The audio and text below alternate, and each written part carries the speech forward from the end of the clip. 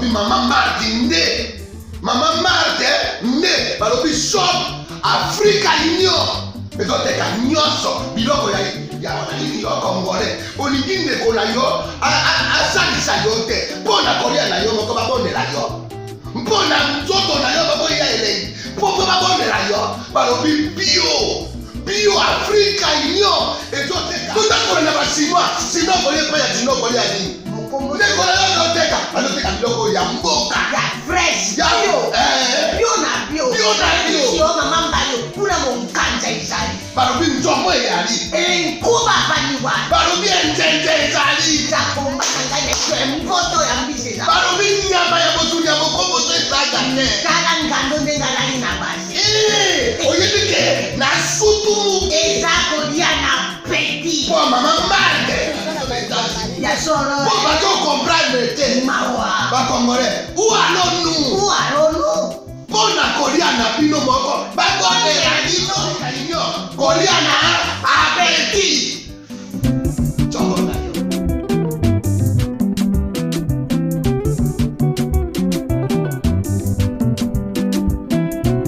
Face à face, nouveau numéro. Merci de suivre cette émission. Je reçois Arlette Odia, avocate. Elle est juriste, aussi présidente de la Ligue des femmes d'un grand parti, cher à Villiers Chimanga. On parle aujourd'hui avec elle sur des questions d'actualité. Vous savez, vous avez certainement suivi cette question d'Access Bank, corruption, détournement, trafic, blanchiment de capitaux, financement du terrorisme. Il y a bref toutes ces questions. On en parle, mais aussi l'union sacrée et les perspectives. Qu'est-ce qui va se passer après? Quel type de bureau, quel type de primature, comment ça va se passer? On en parle tout à l'heure. Odia, Arlette, comment allez-vous? Je vais bien, merci. Toute belle aujourd'hui, bien habillée. Merci beaucoup et merci de votre invitation. Merci. Alors, on parle de ce scandale, on va dire. 50 000 $, 30 000 ont été remis entre les mains du chargé de l'agence de la lutte contre la corruption. À un moment donné, on s'est posé des questions. Finalement, on est où? Est-ce que c'est le parquet? Est-ce que c'est la DGRAD? Est-ce que c'est... Comment vous avez d'abord reçu la nouvelle? Avant de répondre directement à votre question, parce que c'est ce que nous allons vraiment faire, il faut commencer par situer le rôle de politique dans la vie de la nation. Nous sommes dans une république qui se dit et se veut démocratique. Il faut d'ores et déjà savoir et comprendre qu'il y a 3 acteurs qui entrent en ligne de compte, ou encore 3 choses. Il y a d'un côté les peuples, de l'autre côté les acteurs politiques que nous sommes, et d'une troisième part l'État. Et les peuples, selon ce que prévoit la Constitution, s'expriment par 2 mécanismes, directement ou indirectement. C'est l'article 5 de la Constitution. Et lorsqu'elle s'est déjà exprimée par voie des urnes, qui a aujourd'hui donné un chef de l'État, des députés nationaux, des responsables, des gouvernants à tous les niveaux, il ne lui restera que d'exercer son pouvoir au travers ses dirigeants. Et nous, les acteurs politiques, notre rôle est celui-là. Celui d'être toujours les chantres de la volonté du peuple, les chantres de la souffrance du peuple, pour amener aux dirigeants, en tout cas ceux-là qui sont déjà au sein des institutions, de ne pas s'écarter à la logique de servir réellement les peuples. Et c'est ce que nous sommes en train de faire.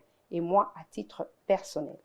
Lorsque vous posez votre question par rapport aux soupçons de corruption qui aujourd'hui courent ou reposent à charge, sont mises à charge de l'agence de lutte contre la corruption, je vous dis clairement que ça déçoit tout le monde. Ça nous met dans des situations à nous demander si réellement les personnes qui avaient été confiées, à qui la charge avait été confiée, l'avaient bien comprise la mission. Vous allez vous souvenir certainement qu'au début, lorsque la nomination ou même la création de cette structure de la présidence arrivait, il y avait eu beaucoup de débats pour savoir si elle respectait les prescrits, si les personnes qu'on nommait seraient des bonnes et si réellement elle va répondre à l'attente du peuple et même à la vision du chef de l'État. Mais qu'est-ce qu'aujourd'hui on se rend compte que c'est tout le contraire.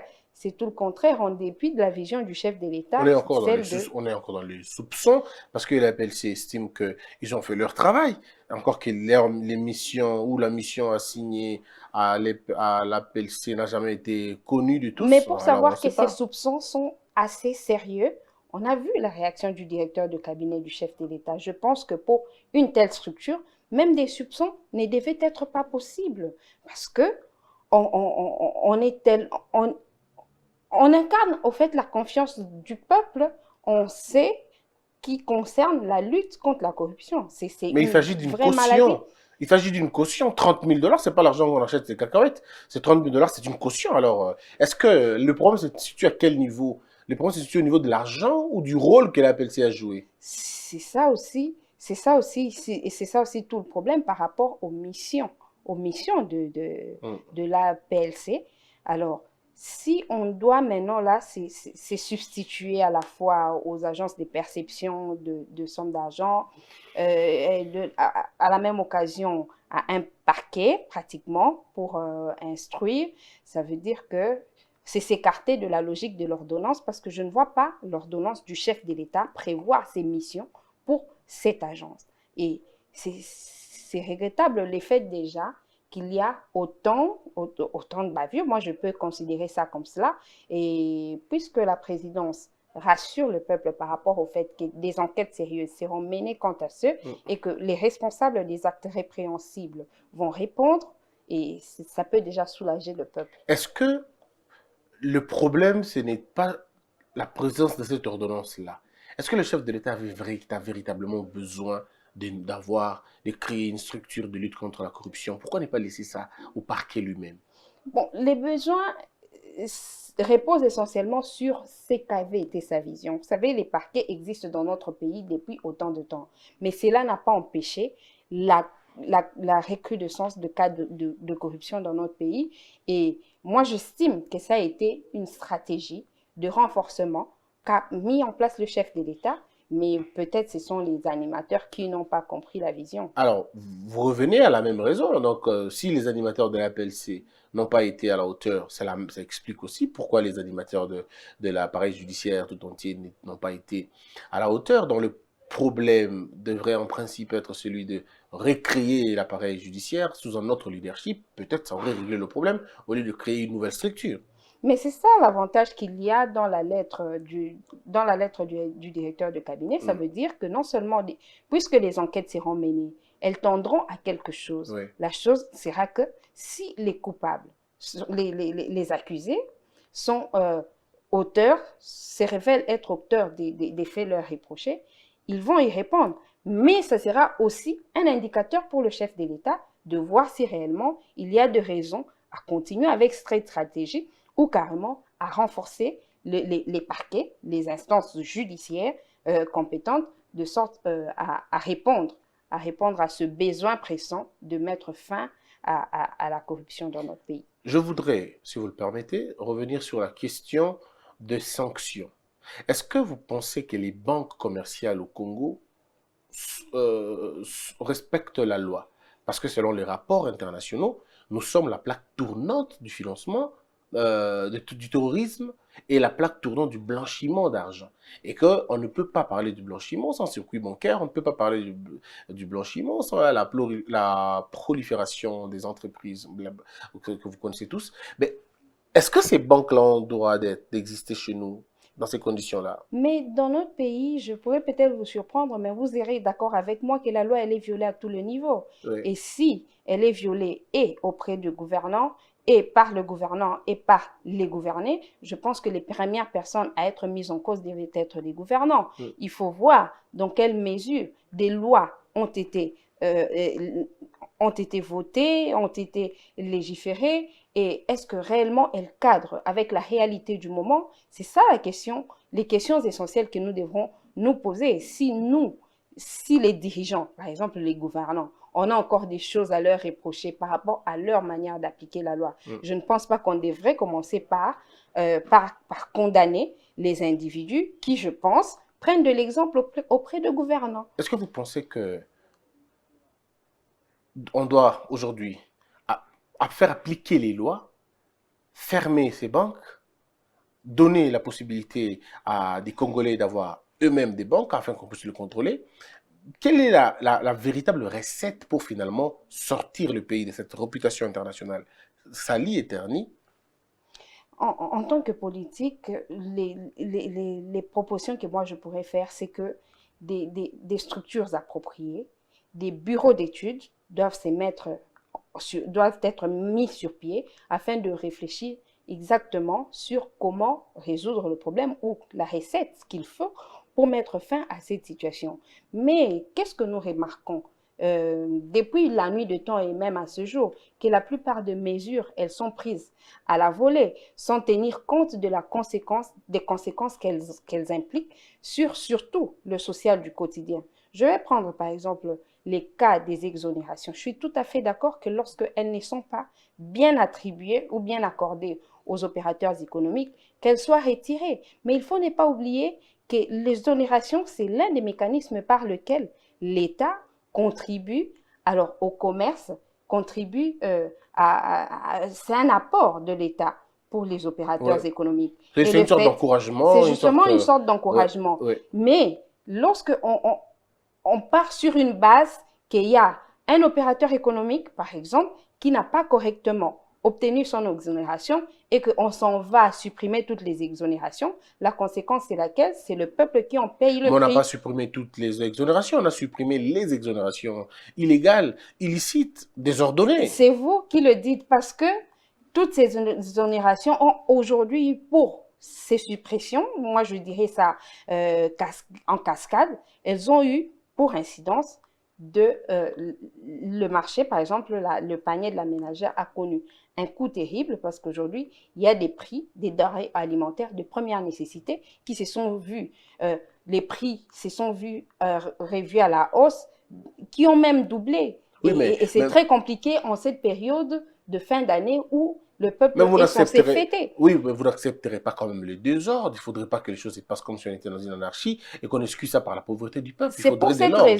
pour cette raison que j'estime que pour toutes les mesures qui doivent être prises, surtout celles qui ont un impact direct, comme notamment celle-là, de lutter contre la corruption, celle de se rassurer du fonctionnement régulier des banques dans notre pays, celle du fonctionnement des exonérations pour les opérateurs économiques, ce sont des mesures qui ont un impact direct sur les populations et leur vie au quotidien. Il faudrait que ces mesures soient alors très bien réfléchies, très bien préparées avant d'être prises.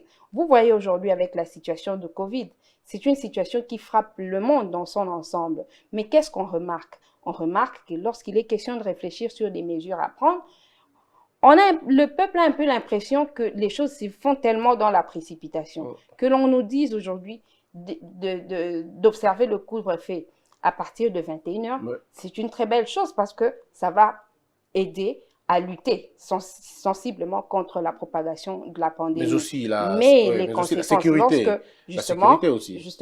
La sécurité aussi. Mais lorsqu'on s'en va, écoutez par exemple l'inspecteur provincial de la police qui dit qu'on vous trouve en dehors de votre maison à 21h, on s'en va vous amener en garde à vue, on vous libère le matin. Est-ce qu'on a calculé les conséquences du fait qu'on se retrouve face à autant de personnes? Mais comment ça va se passer? On va finalement s'infecter là-bas. On finira par les mettre où?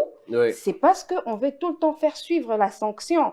Or, les bonnes mesures dans une république, ce sont par exemple celles qui ne sont pas écrites, mais qui sont scrupuleusement respectées. Et lorsque dans ces circonstances, on ne réfléchit pas suffisamment sur ce qu'on doit faire en tant que gouvernant, ça donne des conséquences négatives sur les gouvernés. Parlons de Covid parce qu'on va finalement parler de la politique au sens propre. La Covid, vous parlez de couvre-feu. Bon, on dit les églises ne peuvent pas. Je sais que vous avez beaucoup prié, malheureusement.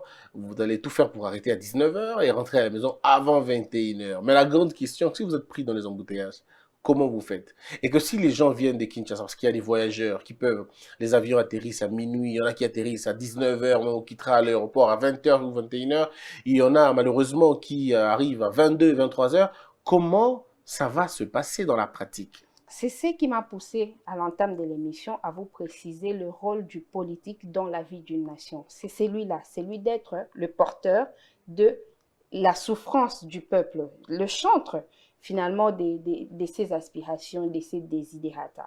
On arrête de faire cette gymnastique lorsqu'on est au pouvoir. Non pas parce que ça devient un mangeoire, parce que c'est l'impression qu'on a dans notre pays, que le fait, même partout en Afrique, le fait d'être au pouvoir, c'est qu'on se retrouve dans une mangeoire et qu'on ne sait plus défendre l'intérêt du peuple. Non, ce n'est pas du tout ça. Quand on est au pouvoir, on ne critique pas pour la simple raison qu'on est dans des conditions de résoudre les problèmes que l'on voudrait proposer. Maintenant que je suis politique dans notre pays, je vis avec les citoyens congolais, je sais voir la souffrance, je sais voir les difficultés qu'ils vivent au quotidien, dont notamment les embouteillages, dont notamment à manger, comment étudier, bien de choses qui continuent à poser problème. C'est là mon rôle de toujours conscientiser le gouvernement, tout en étant, bien sûr, de la famille politique du président de la République, relever ces genres de défis, en parler de vive voix pour amener les solutions aux problèmes de Congolais. Et dans la pratique, comment ça va se passer? C'est compliqué, mais ce souci-là de lutter contre la pandémie amènera certainement les citoyens congolais qui aujourd'hui croient encore suffisamment en notre président de la République à respecter ces mesures, quand bien même elles seraient difficiles. L'avion ne mesurera pas. L'atterrissage de l'avion ne dépendra pas de la volonté du chef de l'État, encore que le chef de l'État n'a rien à voir avec cette histoire de Covid. Ici, il s'agit de, comme vous l'avez dit tout à l'heure, le bureau d'études, c'est des gens qui devraient réfléchir et pour apporter au président de la République des solutions. Maintenant que les avions atterriront à minuit, d'autres atterriront à Alors là, je vais vous répondre comme juriste, parce qu'en droit, en tout cas à la faculté, j'ai appris que les faits précèdent le droit. Il y a une loi ou un règlement qui a été établi, c'est lui du couvre-feu, n'est pas circulé après 21h, ainsi de suite. Alors, ça commence aujourd'hui, vendredi, on va observer.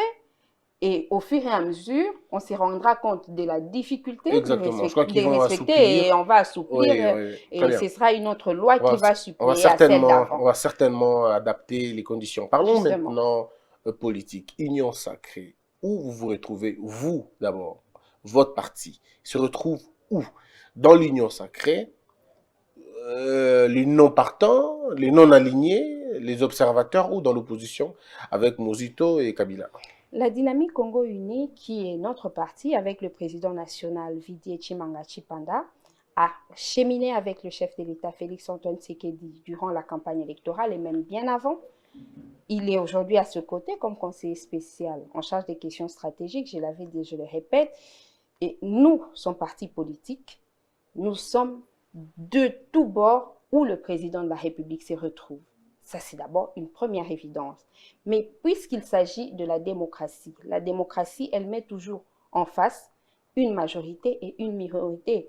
Nous avons un parti, pas seulement un pays démocratique, mais notre parti, il est aussi un parti démocratique qui, à chaque fois qu'il y a des sujets politiques et des sujets d'actualité, on se met autour d'une table pour réfléchir sur des voies de sortie. Et dans des réflexions pareilles, il y a toujours une majorité qui se dégage ainsi qu'une minorité. Et la majorité au sein du parti politique pense que nous allons cheminer avec le chef de l'État tel qu'il dessine sa vision. Même si à un certain moment, elle n'est pas encore clairement définie, mais nous sommes là à soutenir sa vision, à apporter tout ce qu'il faut, à la vulgariser sensiblement auprès de la population congolaise pour comprendre et continuer à croire en la vision, en la volonté politique du chef de l'État de vouloir réellement changer la situation dans notre pays. Mais il y a aussi une minorité qui pense que les choses devraient se passer autrement. Je suis malheureusement du côté de cette minorité qui pense que l'union sacrée devait être un état d'esprit. Cet état d'esprit qui réfléchit essentiellement sur comment sortir le pays. Nous sommes dans l'idéal, là. Je parle de la pratique maintenant. Est-ce que vous appartenez à l'union sacrée ou vous êtes de l'autre côté? Mais je suis en train de vous répondre qu'à ce jour, l'union sacrée n'a encore pas pris de forme.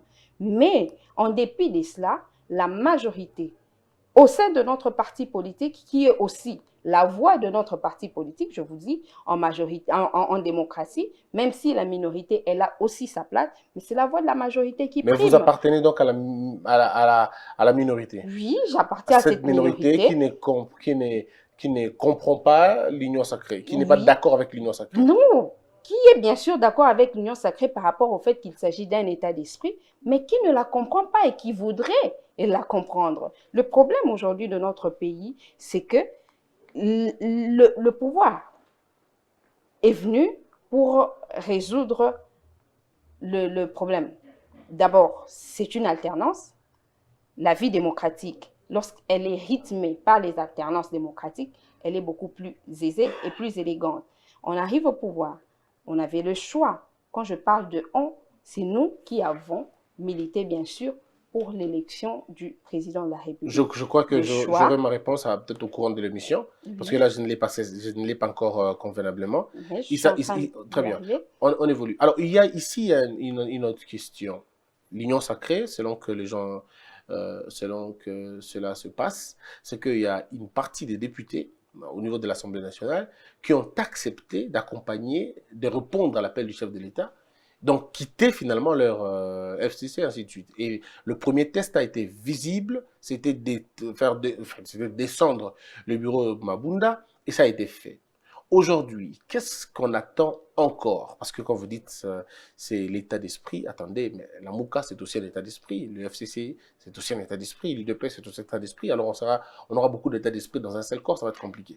Alors dites-nous, vous particulièrement, comment voyez-vous la démarche de cette transition, union sacrée? Il s'agit de débauchage, il s'agit de l'achat de conscience, il s'agit de la consécration de la transhumance politique. Vous, que dites-vous? Je pars essentiellement de ce qu'a dit le chef de l'État dans l'une de ses déclarations. Si ce n'est pas aux consultations, ça doit être à une autre occasion, je m'en souviendrai, que le souci pour lui n'était pas celui de procéder à des débauchages. Le souci pour lui, c'est celui d'avoir comme collaborateurs de personnes qui portent en eux la vision du changement, la vision du peuple d'abord, en laquelle le peuple va se retrouver soulagé de sa souffrance, de sa misère d'antan.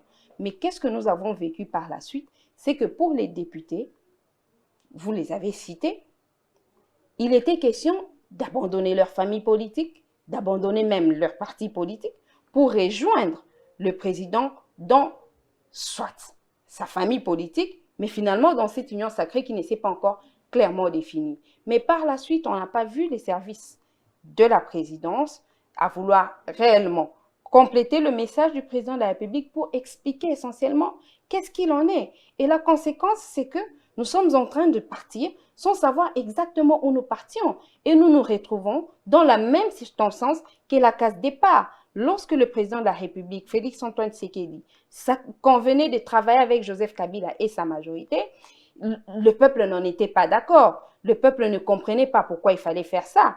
Mais ces services, alors les partis politiques qui ont été associés à la démarche, dont le nôtre, a eu à expliquer au peuple de quoi il s'agirait. Mais puisque ce n'était pas tellement clair, nous sommes aujourd'hui arrivés à 2 ans où il y a échec. Si nous ne tirons pas les leçons de cet échec, ça veut dire que c'est encore parti pour la gloire et qu'on pourrait se retrouver dans le même échec. Et la meilleure façon de militer contre cela, c'est d'avoir pour fondement la loi. Et la loi, c'est l'article 78 de la Constitution qui voudrait que lorsque un parti politique ou encore un regroupement politique n'a pas de majorité parlementaire, je ne parle pas de la majorité des députés, parce qu'il y a des partis, il y a certainement un parti au sein de l'Assemblée qui a la majorité des députés. Mais la majorité parlementaire, elle est définie autrement par la loi. Et puisque nous sommes dans les cas où il n'y a pas de majorité parlementaire, il faudrait absolument qu'il y ait la désignation d'un informateur, et cet informateur ira identifier une coalition au pouvoir. Alors on se pose la question, si la coalition au pouvoir, c'est déjà l'union sacrée pour la nation. Si c'est vraiment le cas, ça veut dire qu'on sera encore en train d'évoluer à contre-courant. Comment ça, à contre-courant? Oui, je vous le dis parce que le travail qui doit être fait, il doit l'être par un informateur.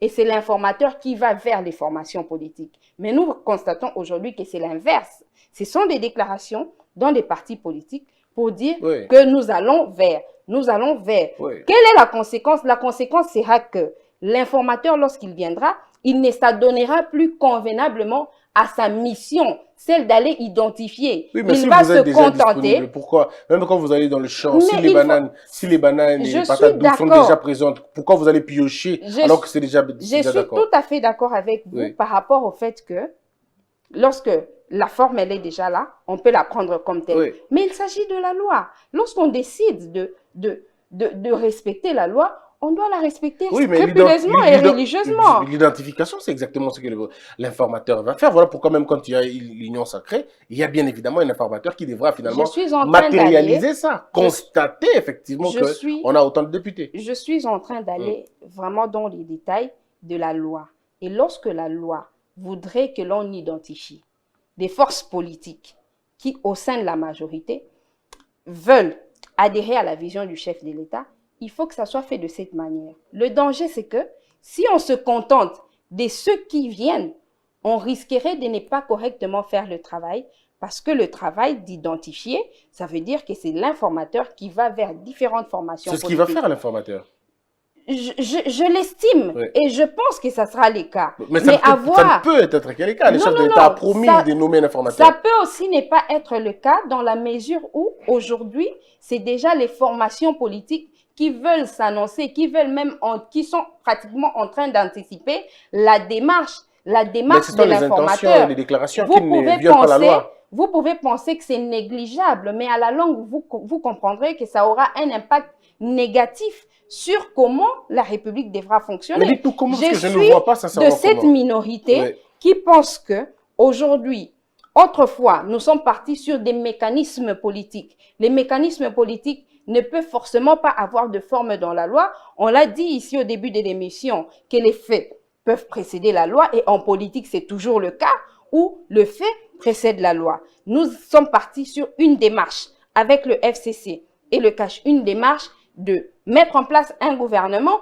parce qu'on s'était contenté d'une majorité qui s'était dégagée, celle des députés du FCC, ajoutée à ceux du CACH. Et aujourd'hui, nous sommes tous d'accord qu'on a récolté un échec. Si nous partons pour les jours à venir sur des mêmes bases, ça veut dire que ce sera parti pour la gloire et c'est le peuple qui va en partir. La solution, à mon avis, je suis la minorité qui pense que aujourd'hui, que nous voulons partir sur de bonnes bases, les meilleures bases sont celles qui fixent la loi à l'article 78 de la Constitution. On est bien d'accord avec vous, mais vous savez qu'un informateur sera bien évidemment nommé, désigné par le chef de l'État, et que cet informateur-là va faire un travail au sein de l'Assemblée nationale. Il aura 30 jours plus 30 jours plus fois 1, ça va dire 60 jours au maximum. Il aura tout son temps. Donc, au-delà du verbiage, au-delà de la proclamation, au-delà de tout le tralala, un véritable travail de fond sera fait pour identifier une majorité stable au sein de l'Assemblée nationale. Je ne vois pas un autre chemin en dehors de celui-là, sinon on va retomber dans les affres du passé, je pense. Mais justement, donc on dit la même chose. On dit la même chose, mais on ne vit pas la même chose. C'est ce qu'on doit se dire. Oui, mais alors vous n'allez pas empêcher aux députés de se proclamer membres de l'Union sacrée. Non, mais pas du tout. Seulement que je voudrais que le président de la République se méfie de tous ces mouvements des masses pour rester justement sur les prescrits de cet article 78. Ce n'est que celui-là qui va clairement l'aider à atteindre ses objectifs, à avoir des bonnes personnes pour accomplir sa mission plutôt que d'aller dans les aléas. Mais est-ce que destituer le bureau de l'Assemblée nationale revient à dire que vous avez une majorité parlementaire? Je pense que non tout de suite. Non, mais pas du tout. Alors, donc le chef de l'État, je pense qu'il ne doit pas, je veux dire comme vous, se laisser croire que bon, il a déjà la majorité parlementaire, parce que là, ce n'était qu'une étape. Et encore qu'ils vont aller aux élections. Et les élections n'excluront pas les membres du FCC, de la Kabylie. Ce qui fait que Kabila et ses hommes peuvent présenter de nouveaux candidats à tous les postes. Et si vous ne faites pas attention, ils remportent l'élection. Et il reconfigure le Parlement comme il était avant. Alors moi, je ne voudrais pas que la situation se présente de cette manière. Et étant un de ceux qui s'identifie en Félix Tshisekedi d'aujourd'hui, un de ceux qui se reconnaît de sa famille politique, nous voudrons alors que nous partions cette fois-ci sur des bonnes bases. Et ce sont ces bases qui démontreront noir sur blanc qu'il a la majorité des députés derrière lui, qu'il a une coalition disposée à servir et à travailler pour son intérêt. Quels sont les Vous avez avantages? suivi comme Oui. moi l'honorable Nima Lemba, menacé même le président de la République à dire que si il n'accomplit pas ce qu'il nous a promis, nous allons le laisser pour aller ailleurs. Et si c'est avec ce député qu'on va construire ou constituer la prochaine coalition, ou alors l'union sacrée telle que vous la présentez, c'est prendre inutilement les risques de décevoir encore le peuple congolais. Mais vrai ou faux qu'il y ait corruption?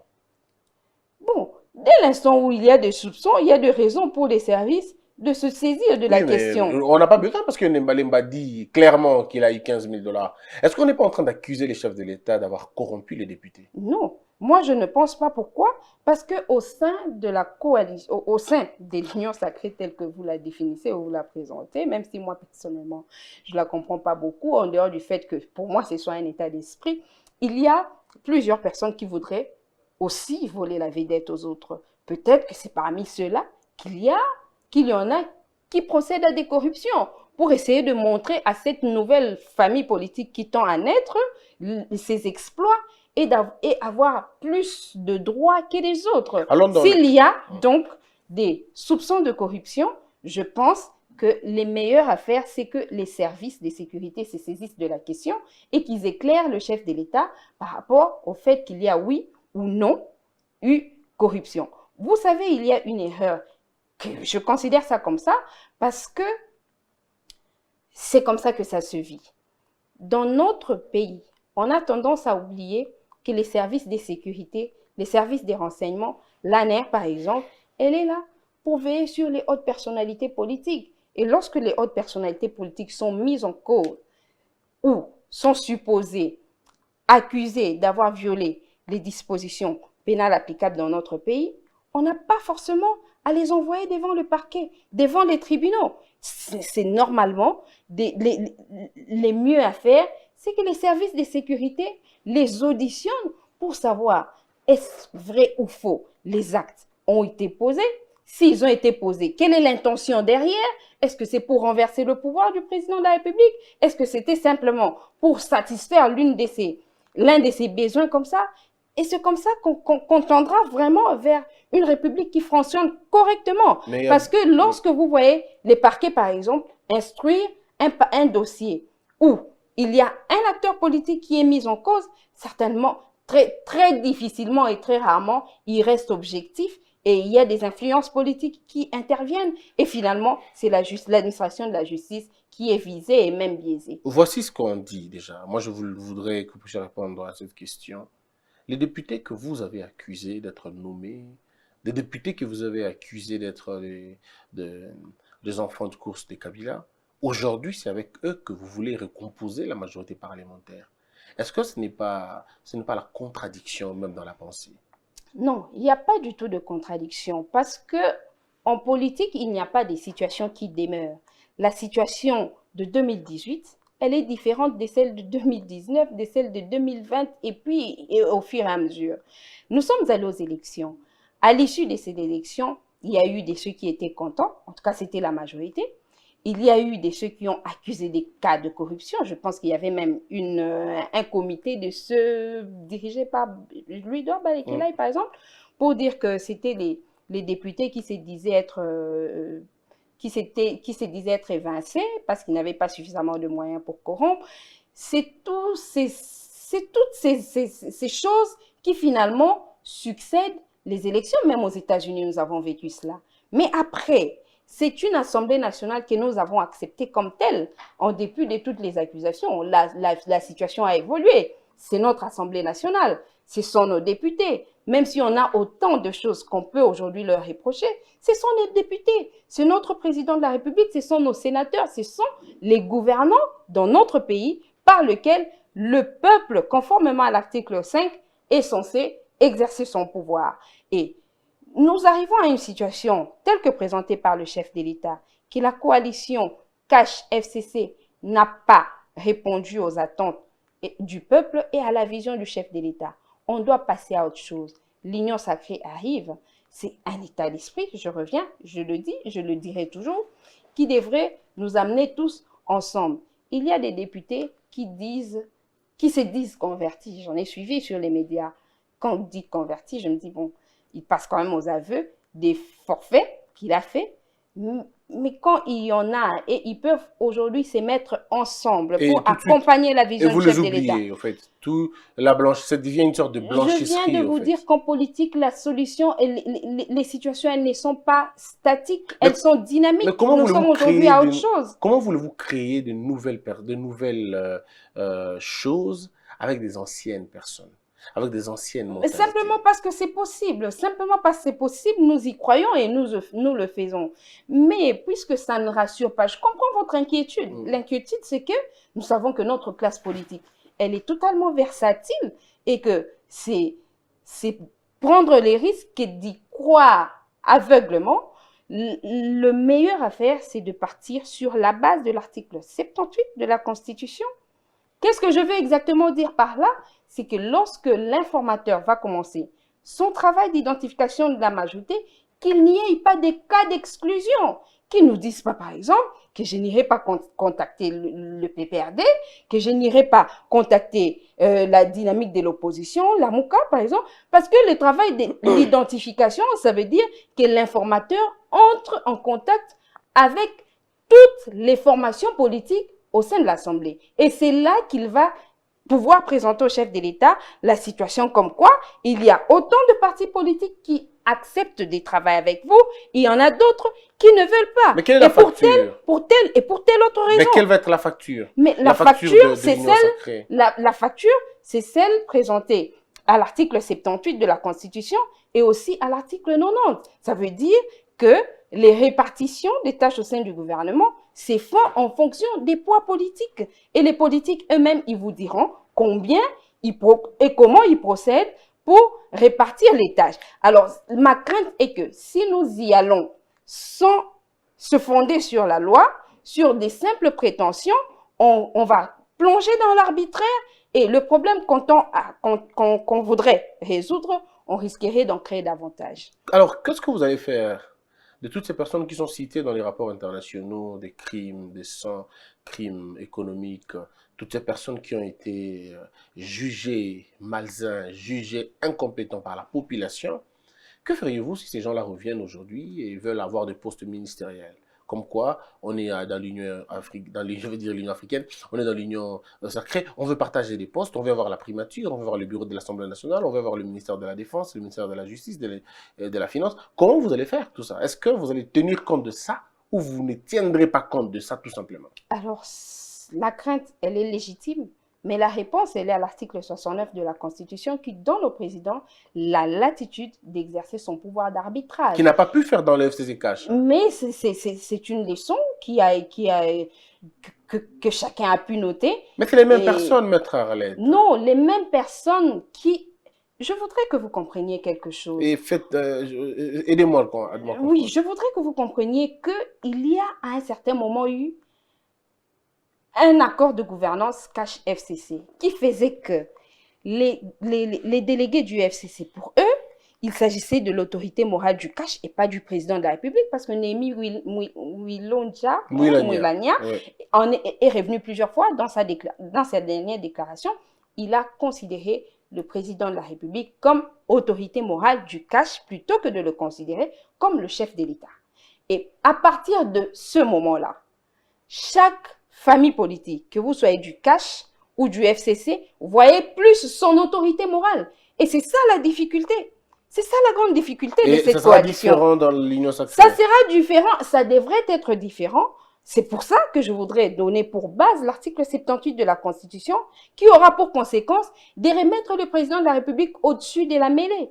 Et lorsque un politique sait que, en me mettant à la déroute, en ne me conformant pas à la vision du président de la République, je serai éjecté, je n'aurai personne pour défendre ma bourde ou alors mon manquement, il se contente à bien se comporter. Ben, il aura son siège, vous n'allez pas le faire partir de l'Assemblée nationale. Mais c'est ça justement, il aura son siège. Puisqu'il sait garder son siège, il peut aussi garder sa place au sein du gouvernement. C'est simplement que le système d'avant, qui était celui de la coalition CACH-FCC, qui a rendu la plupart des militants, bon, en tout cas, ils se sont comportés comme des militants, mais sinon, la plupart des délégués de ces familles politiques, de se comporter, de se regarder en chien de faïence. Vous savez ce qui a réellement été à la base de l'échec de cette coalition, c'est qu'il n'y avait pas de contacts sincères. Il n'y avait pas de discussions sincères. Chacun discutait avec un agenda caché. Ou alors le leadership de Félix Tshisekedi n'était pas aussi fort, n'était pas aussi dissuasif. Ben moi, je ne pense pas, parce que pour tout un citoyen congolais, on n'a pas besoin de vous dire ce que sont les prérogatives d'un chef de l'État. Et surtout, quand vous êtes politique, vous êtes censé ne pas les ignorer. Et quand bien même dans une coalition, vous devez toujours garder à l'esprit que celui-là, c'est le président de la République, c'est le chef de l'État. Et moi, en tout cas, je reste sur ma conviction que les bases de la coalition Cash-FCC, elles n'étaient pas bonnes. Elles n'ont pas permis au cadre du FCC de comprendre qu'il s'agissait du président de la République, plutôt de l'autorité morale du Cash. Elles n'ont pas aussi permis aux autorités du Cash de toujours voir de l'autre côté comme de collaborateurs, des collaborateurs, de personnes qui pouvaient aussi être exigeantes, parce que la force, ils l'ont tirée de l'Assemblée. Vous savez que lorsque un politique a de raisons de réclamer quelque chose, il se comporte par moments en capricieux. Alors, comment ça va se passer? Je veux dire, la suite des choses. Qui sera Premier ministre? Ah, moi, je pense Le que profil. logiquement, en ce moment, et logiquement, c'est là ce que je pense, le Premier ministre, il n'est que dans l'imaginaire du chef de l'État. Ça peut être Parce qui? que Hum. il y a encore un très long chemin à parcourir.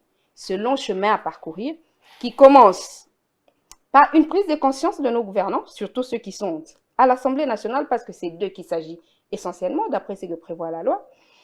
Il va s'en suivre l'informateur, ensuite le travail de l'informateur qui doit être fait correctement, les meilleures conclusions, c'est celles-là qui vont déboucher à la désignation d'un Premier ministre. On ne peut pas mettre la charrue devant le Il bœuf. y aura aussi un formateur de toutes les façons. Mais la question, est-ce que vous pensez que le Premier ministre peut être Katumbi, Jean-Pierre Bemba, Didier Chimanga, qui vous pensez? Ça sera quelqu'un de l'UDPS, Quand quelqu'un vous du citez MLC? Didier, pour moi, c'est le meilleur choix.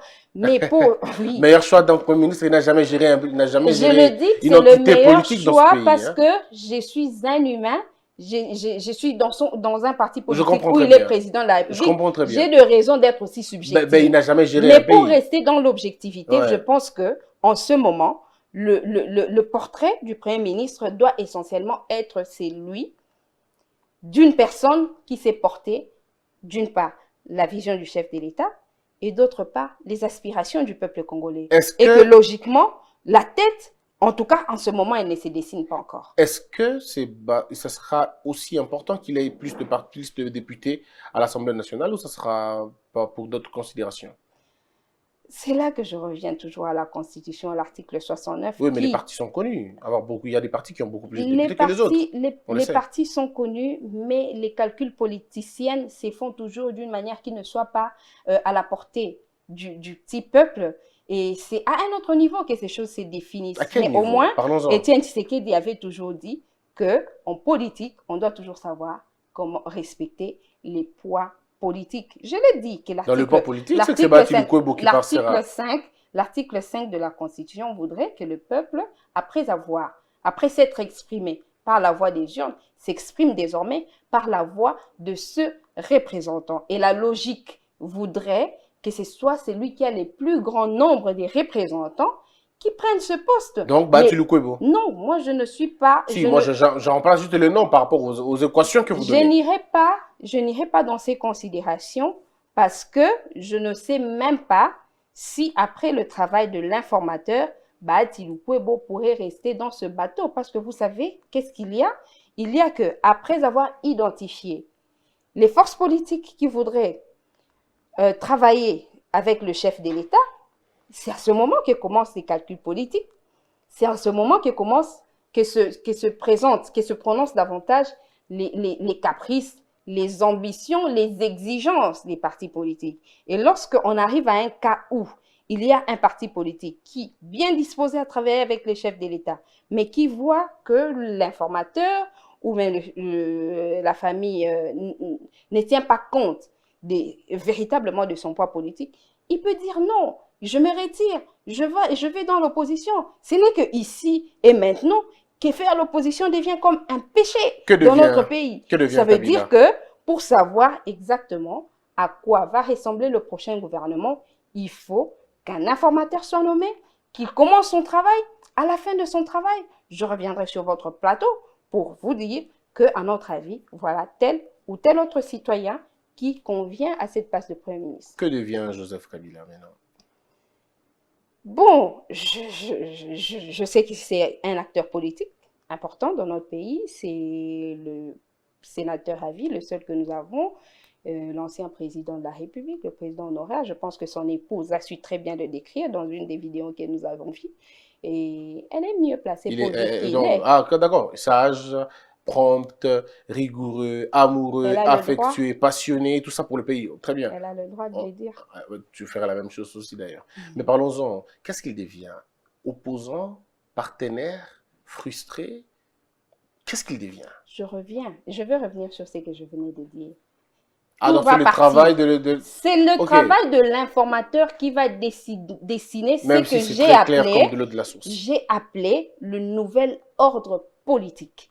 Le nouvel ordre politique va se définir à partir du travail de l'informateur.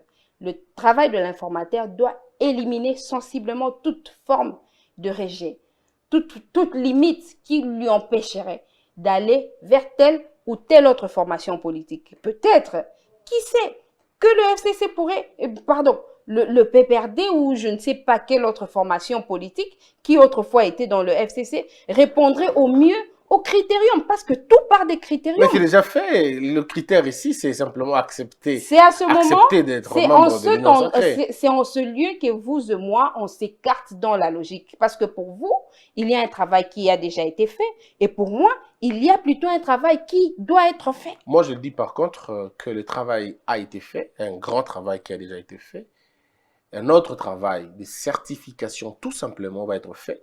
Alors que pour vous, je comprends que le travail doit être fait. Le travail pour moi, le travail a déjà été fait. Oui. Et ce qui reste à faire, c'est la certification de ce qui avait déjà été fait. Je suis tout à fait d'accord parce que vous n'êtes pas le seul à penser de cette manière. Nous vivons en société, nous savons comprendre, de par la vision de citoyens congolais qui nous entourent, que pour eux, le travail a été fait. Mais je pense, à titre personnel, que si on travaille, on considère, ou on doit considérer que le travail a été fait, on va partir sur des pistes, sur des mauvaises pistes. Pas du Autant, tout. C'est ma votre conviction. Point de vue. Okay. C'est ma conviction. Ok, moi je ne dis pas non plus que le travail a été fait, on arrête là. Non, moi je dis qu'il faut certifier maintenant ce travail. Oui, je comprends. Voilà. Ma conviction est que si on n'y va pas sur des bonnes bases, celles fixées par la Constitution à l'article 78, on sera en train de prendre encore des risques pour qu'après quelque temps, que l'on vienne encore justifier au peuple que pour une seconde fois, on ne s'est pas donné des bons collaborateurs,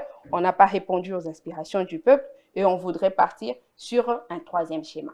Alors aujourd'hui, on va terminer ces débats sur cette question de politique. Le chef de l'État, d'abord il faut dire qu'il y a eu ce discours de l'État de la Nation.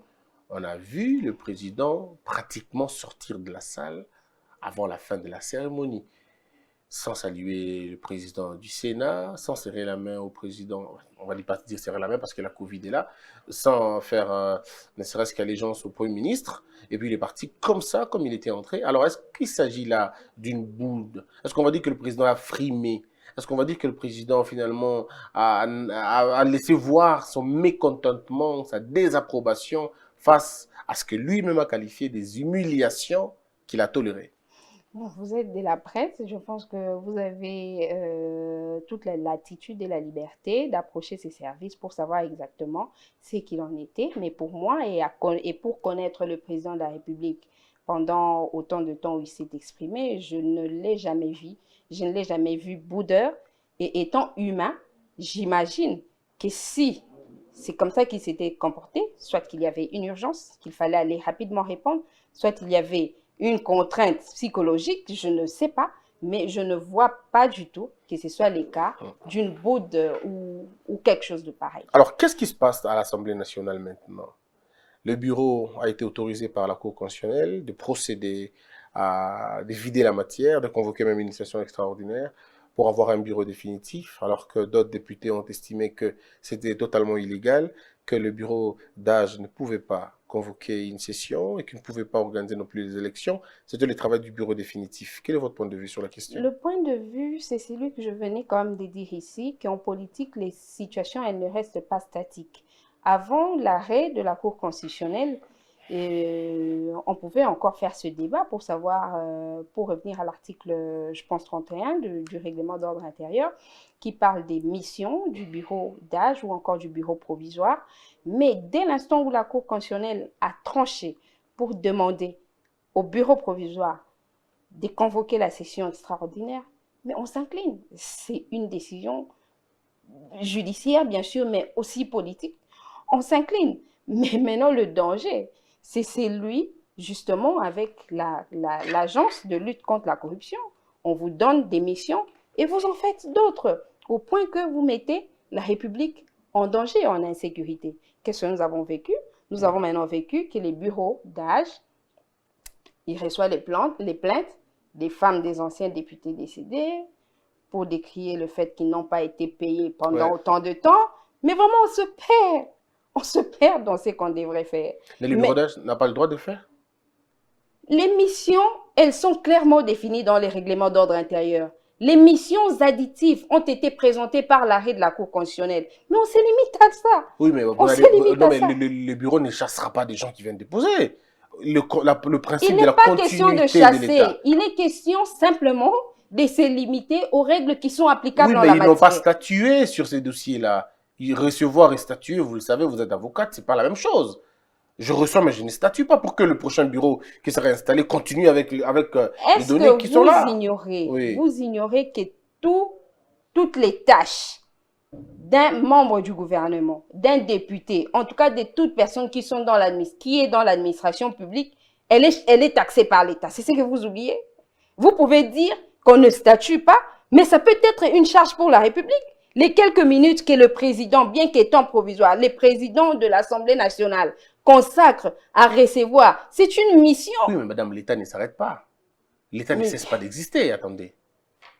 Je pense qu'on ne se contredit pas. Oui, les souffrances du peuple n'attendent pas non plus. Je voudrais absolument que vous compreniez mon point de vue. Je comprends mon très bien point de vue est celui d'amener le gouvernant aujourd'hui parce qu'ils ont une mission noble, celle de faire exercer au peuple son pouvoir. Rester sur ce que prévoit la loi, sur ce que prévoit surtout la Constitution, sur ce que prévoient les textes réglementaires. Et ne pas dire que pourquoi je ne ferai pas ceci ou cela. Mais ce qui n'est pas interdit par la loi est permis. Et il ne faut pas interdire ce qui n'a pas été interdit. Dans tous les cas, oui. C'est une opinion qui est tout à fait personnelle et je me reconnais le droit d'être dans la minorité tout en étant mais attends, il ne faut pas se cacher derrière la minorité à tout moment que vous allez vous écarter de la loi quand même. Mais je ne m'écarte pas de la loi. Il n'y a pas de minorité contre la loi. Je ne m'écarte pas de la loi. Oui. Je voudrais simplement... Vous voulez interdire ce qui n'est pas interdit. Non, pas du tout. Vous ne me contredisez pas par rapport au fait que ce n'est pas une mission du bureau provisoire. Ce n'est pas non plus le contraire. Et comme ce n'est pas le contraire et que ce n'est pas ça non plus, pour vous, ça doit être fait. Pour moi, on devrait se réserver pour beaucoup plus se concentrer sur des choses qui prévoient la loi. Mais justement, et vous et moi, personne ne dit faux. Alors, mais oui, comme personne ne dit faux, ceux qui vont faire la chose ne peuvent pas être jugés pour rapport à ça. Parce que la loi ne l'interdit pas. Tant mieux pour vous. Hein. Très bien. Alors, c'est vrai que le débat des juristes, on ne s'arrête jamais. Il y a des virgules, on ne s'entend pas sur des virgules, sur des points. Mais à la fin des comptes, on dit la même chose. Mais alors, ici, il faudrait... Enfin, qu'est-ce qu'on retient finalement? Quelle est la leçon politique que l'on a après la déchéance de Madame Mabunda? Qu'est-ce que vous, en tant que femme, vous dites? La première femme à être élevée à ces grands postes et la première femme à tomber dans l'histoire de notre pays. Aucune femme n'est tombée à l'Assemblée nationale comme cette fois-là. Qu'est-ce que l'on peut apprendre comme leçon? Alors, l'histoire de Madame Mabunda nous a fortement chagrinés dans la peau de femme parce que notre combat, au-delà de tout, c'est celui de promouvoir la femme congolaise. Et ma déception n'est pas le fait qu'elle soit tombée.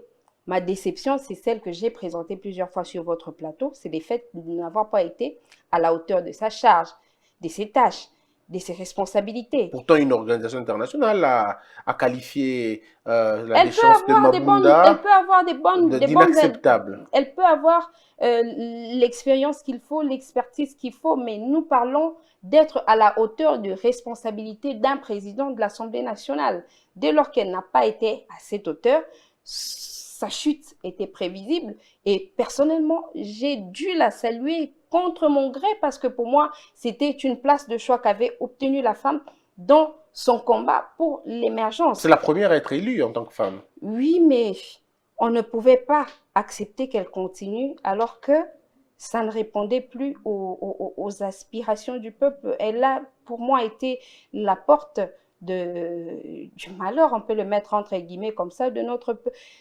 Du combat des femmes L'actuel d'abord. gouvernement inspirait beaucoup de confiance et beaucoup d'espoir. Je me rappelle encore des éloges que le chef de l'État avait adressés à Madame Mabunda. Auxquels nous avions Oui, suppléé les oui, nôtres, oui. mais la concernée a décidé de travailler autrement au point de nous mettre tous dans les conditions d'acclamer ou d'applaudir sa déchéance. En tant que femme, pensez-vous que cette place revient à la femme? On peut encore faire confiance à une autre femme, une nouvelle femme de l'Assemblée nationale, si vous en connaissez qui, peut-être? Madame Jeannette Kabila, par exemple? Bon, en tout cas pour moi, être femme en politique ne devrait pas être vu En ni principe. comme un atout, ni comme un handicap. Ce sont des jeux politiques, des bonnes guerres, comme le disait Etienne Tshisekedi Mulumba. Et autant qu'il y a des hommes, il y a aussi des femmes au sein de l'Assemblée nationale qui peuvent bien accomplir ces tâches. Le souhait est celui de voir une femme revenir à ce poste. Comme Mais Jeannette Kabila? c'est une femme, c'est une députée nationale en tant que présidente, par exemple, de la commission de défense, elle est en train d'assumer. On voit Christelle Vanga en train d'assumer aussi de son côté la commission des droits de l'homme. On a vu Madame Patricia Nseya être pratiquement la dauphine du président de la République au perchoir, à la place de Jean-Marc Kaboun. Ça veut dire qu'il y a comme ça beaucoup de femmes au sein de l'Assemblée nationale, même celles que nous n'avons pas citées. Même celle qui est actuellement rapporteure, je crois, non? Du tout. Oui, est-ce qu'elles peuvent compétir? Non? Non, parce qu'elles seront membres, Okay. je pense, hein, on doit quand même vérifier. Mais sinon, toutes mes chances aux femmes, mais il n'est pas question d'un combat entre les femmes et les hommes, que le meilleur l'emporte. Merci beaucoup, Arlette Oudia. Je rappelle que vous êtes avocate, que vous êtes aussi politicienne, présidente de la Ligue des femmes. Espérons que quand vous serez à l'Assemblée nationale, prochainement, bien sûr, je vous souhaite ça, ou même un ministère si possible, et que vous ne fassiez pas comme Madame Mabunda, que vous ne puissiez pas venir comme vous êtes bien habillé comme ça, et que les boutons et les fichiers du chef de l'État, ça en tout cas on ne comprendra pas, et que vous puissiez venir avec une chaînette où on a un collier où le visage du chef de l'État se trouve là. Non, moi je ne reviendrai jamais sur ça, et ça n'arrivera pas, parce que je reste que sur les prescrits de la loi. Ou même la photo de Vidier Chimanga. Oui, sur les boutons, comme Mme Mabunda l'a fait. Dans les activités politiques, je suis en droit de le mettre. Oui, au parti. Oui, au parti, mais je parle du gouvernement. Le jour de votre investiture en tant que ministre. Mais lui-même, il ne voudra pas. C'est très difficilement même qu'il accepte qu'on lui mette sur des effigies, sur des drapeaux, sur des ceci ou de cela. Ça veut dire que c'est déjà la culture chez nous. J'ai commencé par louer les qualités de notre parti politique qui est vraiment démocratique, qui conçoit et accepte que des combats, que des échanges démocratiques se fassent, qu'il y ait une majorité, qu'il y ait une minorité qui pense exactement le contraire ou l'inverse de ce que les autres pensent. Et c'est ce que je suis en train ici de faire. Vous allez certainement me taxer d'avoir été de cette minorité qui se présente. Non, moi je respecte la minorité. Je respecte la minorité parce que je sais de toute façon que la majorité va l'emporter. Donc il faut respecter quand même. Mais au-delà, la minorité, question de majorité-minorité, c'est une question de nombre. Ouais. Mais pour des questions essentielles, il faut partir sur les consensus, sur des échanges. C'est ce qui a fait qu'aujourd'hui, une pétition lancée par l'opposition, pourtant minoritaire, a emporté Jeannine Mabunda au bureau de l'Assemblée nationale. Ça veut dire que vous soyez minoritaire, soyez toujours déterminé sur ce que vous dites, tel que je le fais aujourd'hui, J'ai dit que nous devons rester sur les prescrits de l'article 78 pour doter à la République démocratique du Congo un gouvernement qu'il faut, pour doter au président de la République une famille politique qu'il faut et que les portes ne soient pas fermées pour ceux qui n'avaient pas répondu aux consultations du chef de l'État. Pourquoi? Parce qu'il sera question de 2 poids, 2 mesures. Aujourd'hui, ceux du FCC qui se retrouvent dans l'Union sacrée, autrefois, n'avaient pas répondu aux consultations du chef de l'État, autrefois, n'avaient pas répondu à l'invitation des juges constitutionnels de pouvoir prêter serment. On ne va pas dire qu'en disant à la télé qu'on est de l'Union sacrée, c'est devient de l'absolution. Ça veut dire, si on doit mettre tous les acteurs politiques ou alors toutes les forces politiques au sein de l'Assemblée nationale sur les pieds d'égalité, c'est ainsi que je vous dis. Considérer que le travail avait été déjà fait, c'est partir sur des fausses bases. On doit laisser l'informateur faire correctement son travail, identifier la coalition en entrant en contact avec toutes les formations politiques qui sont au sein de l'Assemblée nationale et que même s'il est plus versatile, s'est montré être beaucoup plus disposé aujourd'hui à servir le président de la République et le peuple congolais dans les meilleures conditions, que la chance soit donnée à tout citoyen congolais. Parce qu'il n'y a que les imbéciles qui ne changent pas d'avis. Merci beaucoup. Merci Arlette, pardon, Odia. Ben, ça a toujours changé dans ma tête. Arlette, tout ça. Merci beaucoup. Je rappelle que, comme je l'ai dit tantôt, vous êtes avocate. Merci à ceux qui nous ont suivis. Merci à ceux qui vont continuer à nous suivre. Ne partez pas sans vous abonner. D'abord, est-ce que vous êtes abonné à cette chaîne? Bien sûr. Bien sûr. Hein? D'accord. Est-ce que votre entourage est abonné aussi? Je vais m'en rassurer. Ça sera un grand honneur. Et surtout votre parti, il faut vous abonner. Je vous en prie. Très bien. Fait. Merci beaucoup à tout le monde. Que la peur quitte nos esprits et que Dieu bénisse la RDC. Ozotambola boye po ya nini? Divine, donc ne ozomona nga bona otambola babengi nga na Kinshasa papa kuna maladi moya te fana tindele mbongo na utina ba agence nyonso nzoka nde lelo bakangi na yebi tene na osuka wapi? Atindi nota na ero ba agence yoka. Oponi okwiki bango teka. Oh, Divine ata mo muta azobela ko le susu kwiki na kwiki bango ndeni, hein? Je le grignote, il est cash. Oyebi QuickShare. QuickShare, une application de communication et mobile banking. Vous pouvez chatter et faire les achats en ligne. Envoyez de l'argent d'une carte Visa à un compte mobile money. Maman, Atini,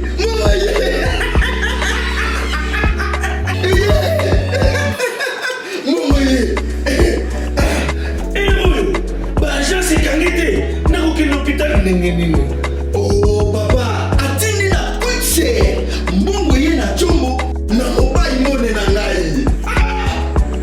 QuickShare. Donc quick papa. Quick papa.